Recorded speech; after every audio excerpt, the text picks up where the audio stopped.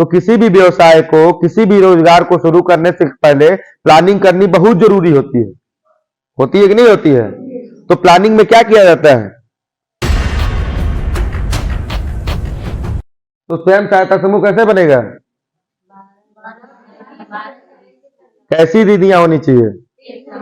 एक समान, जिसका जीवन स्तर एक समान हो, जिसका पारिवारिक स्तर एक समान हो, ऐसे दीदियों को स्वयं सहायता समूह में नहीं रखना है जो आपके स्वयं सहायता समूह की बैठकों में आए जाए ना, जिनको स्वयं सहायता समूह के बारे में जानकारी ना हो, क्योंकि ये जानकारी हमें अभी नहीं देनी थी।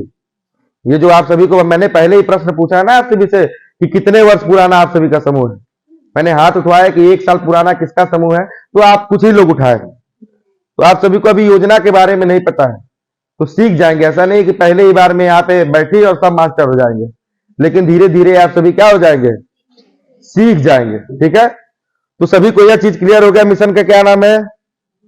वो नहीं हो गया हो तो लिख लीजिए, ये पेन कॉपी इसीलिए दिया गया है। समझ में आ गया? दीनदयाल अंत्योदय योजना राष्ट्रीय ग्रामीण आजीविका मिशन। आपके उत्तर प्रदेश में मिशन का क्या नाम है? हाँ, उत्तर प्रदेश राज्य ग्रामीण आजीविका मिशन। और यह मिशन किसके लिए काम करता है? गरीब महिलाओं के लिए। और हमने यह भी बताया है कि कम से कम 10 और ज्यादा 20 एक समान महिलाएं मिलकर किसका निर्माण करती हैं? स्वयं सहायता समूह का। स्वयं सहायता समूह के बाद से किसका गठन होता है? जिसकी आप सभी कैडर हैं, बताइए। विलेज ऑर्गेनाइजेशन, जिसको हम सभी बोलते हैं ग्राम संगठन। ठीक है, तो जितनी भी हमारी कैडर हैं, चाहे आप हमारी कृषि आजीविका सखी आप सभी हो, चाहे समूह सखी हो, चाहे बैंक सखी हो, जितनी भी हमारी कैडर है, आप सभी किसकी कैडर है? ग्राम संगठन की। मतलब कुछ समझ में आ रहा है? आप सभी का दायित्व तो सिर्फ और सिर्फ इस 10 और 20 महिलाओं का नहीं है। आप सभी का दायित्व तो सिर्फ अपने स्वयं सहायता समूह की नहीं है। आप सभी यहां पर आकर बैठी हैं तो अपने ग्राम संगठन लेवल की कैडर है। आपके ग्राम संगठन में चाहे 6 समूह हो, चाहे 15 समूह हो, चाहे 16 समूह हो, सभी स्वयं सहायता समूह की दीदियों का कार्यभार किसको देखना है? आप सभी को देखना है। लेकिन सभी का कार्य अलग कर दिया गया है। जैसे आप कृषि आजीविका सखी हैं तो आप सभी को क्या कहा गया है? कृषि आजीविका संबंधी, कृषि से संबंधित आजीविका उस ग्राम संगठन में सिर्फ और सिर्फ 10-20 महिलाओं के बीच में आप सभी को कार्य नहीं करना है। 10 लोग के बीच में काम करना रहा, तब क्या मतलब है? अगर एक ग्राम संगठन में मान के हम चलते हैं कि 10 स्वयं सहायता समूह जुड़े हैं, एक ग्राम संगठन में हम मान के चलते हैं कि 10 स्वयं सहायता समूह जुड़े हैं, और 10 एक स्वयं सहायता समूह में मान के चलने कम से कम 10 महिला है, तो 100 दीदियां हुई कि नहीं हुई? 100 हो गई ना। तो आप सभी का दायित्व तो 100 का है, ये 10 और 20 का नहीं है। वो आंकड़ा 120 भी हो सकता है, 50 भी हो सकता है। समझ में आया कि नहीं आया? मतलब सीधे शब्दों में समझिए कि आप सभी जो कैडर है वह ग्राम संगठन लेवल की कैडर है। आपकी जिम्मेदारी अपने सिर्फ और सिर्फ स्वयं सहायता समूह की, अगल बगल के लोगों की नहीं है। अगर आप लोग यह सोच के घर से चले हो कि सिर्फ 10 लोग है, 10 लोग को घुमा देंगे, तो ऐसा होने वाला नहीं है। पूरे ग्राम संगठन, ग्राम पंचायत स्तर पे आप सभी का ये चयन हुआ है कृषि आजीविका सखी के पद पे। समझ में आ गया? ग्राम संगठन के बाद से किसका निर्माण होता है, क्या बनता है? सीएलएफ। बहुत बढ़िया। सीएलएफ को क्या कहते हैं हिंदी में, बताइए? सीएलएफ को क्या कहते हैं? संकुल स्तरीय समिति या फिर संकुल स्तरीय संघ।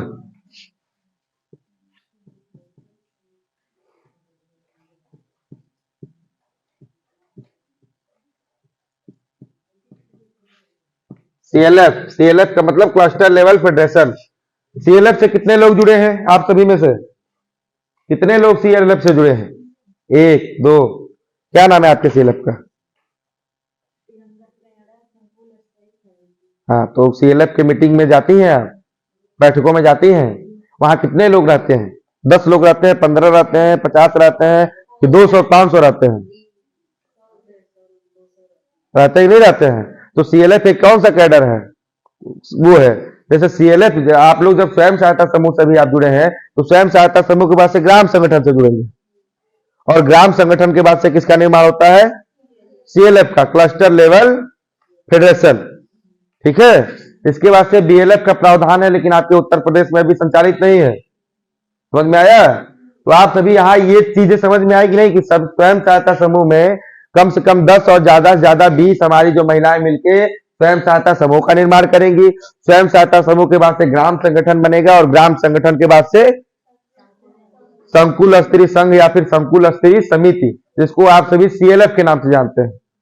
ठीक है, इसके बाद से क्या होता है यह बताइए, इसके बाद से क्या होता है?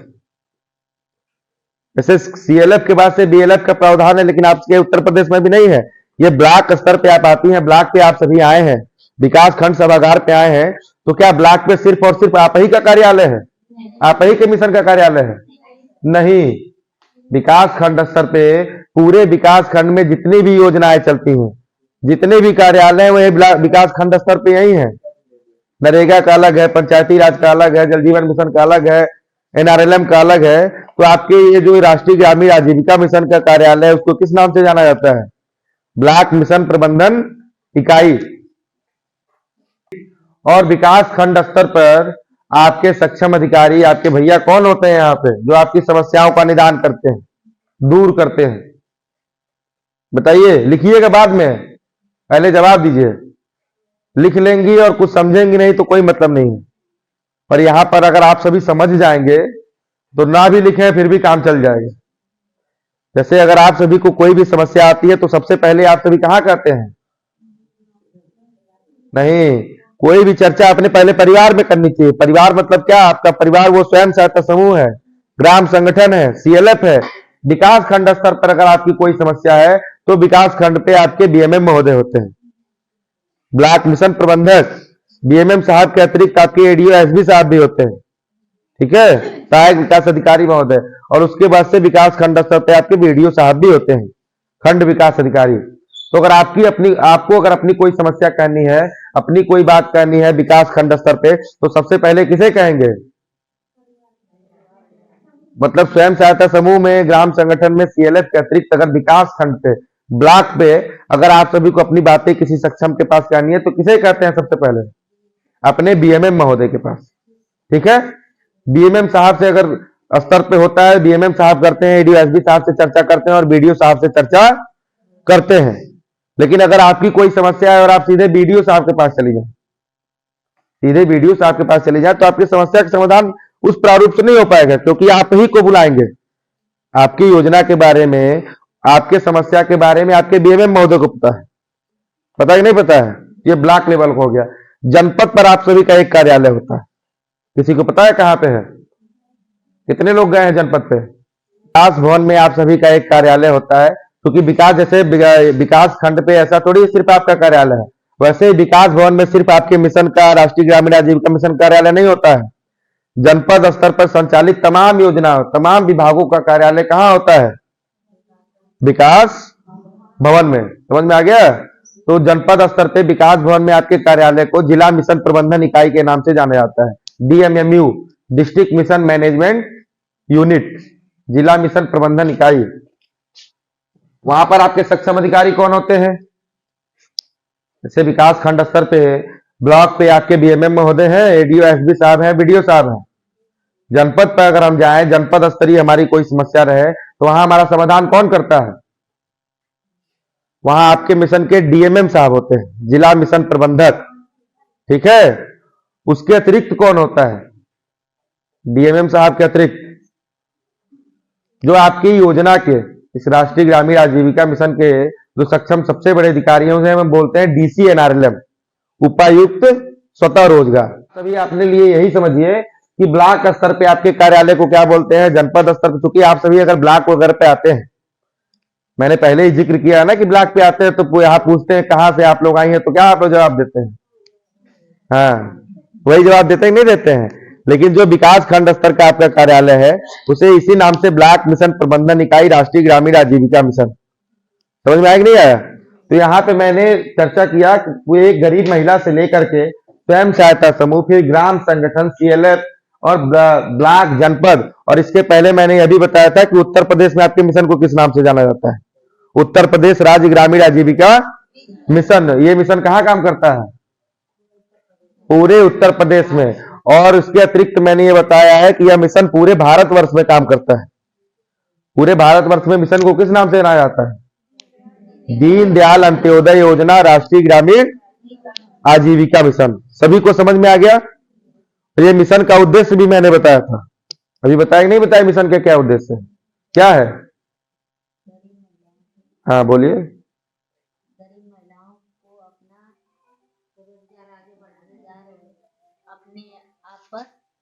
सशक्त करना, गरीबी उन्मूलन। सीधे शब्दों में अगर एक शब्द में हमें जवाब देना रहे तो क्या कर सकते हैं? गरीबी उन्मूलन।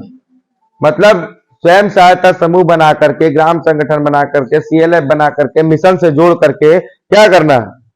स्वरोजगार की तरफ उनको किसी न किसी प्रकार की उनकी योग्यता और क्षमता के आधार पे, ऐसा नहीं कि आप यह बन जाइए वो बन जाइए ये काम करिए, उनकी योग्यता और क्षमता के आधार पे क्या करना है? रोजगार करना। समझ में आ गया सभी को? जैसे इस मिशन में कहीं भी आप सभी को यह नहीं कहा जाएगा कि आप ये पैसा ले लीजिए। समझ में आ रहा है कि नहीं आ रहा है? यहाँ आप कभी काम करने के लिए, जैसा मैंने पहले ही एक बार और जिक्र किया है कि स्वयं सहायता समूह से आप लोग फंड लेते हैं, ग्राम संगठन से फंड लेते हैं, CLF से लेते हैं, CCL कराते हैं, तो किस नाम पे लेते हैं? किस बेसिस पे लेते हैं? किसी न किसी आजीविका गतिविधि से संबंधित। वह आजीविका गतिविधि हमारी कृषि आधारित भी हो सकती है, गैर कृषि आधारित भी हो सकती है, सेवाएं भी हो सकती हैं, होती कि नहीं होती है? किसी न किसी व्यवसाय और किसी न किसी रोजगार के लिए ही यह मिशन कार्य करता है। तो इस संबंध में अगर आप सभी का कोई भी प्रश्न हो तो आप सभी हमसे पूछ लीजिए, कुछ भी। इस मिशन का उद्देश्य और ढांचा हमने जो कुछ भी बताया है, एक गरीब महिला से लेकर के स्वयं सहायता समूह, फिर ग्राम संगठन, फिर CLF, फिर ब्लॉक, जनपद और फिर प्रदेश और देश की बात मैंने करी है, नहीं करी है? इसमें अगर आप सभी का कोई भी प्रश्न हो तो आप सभी पूछ सकते हैं, कुछ नहीं पूछना है तो नोट करना चाहे तो नोट कर लीजिए।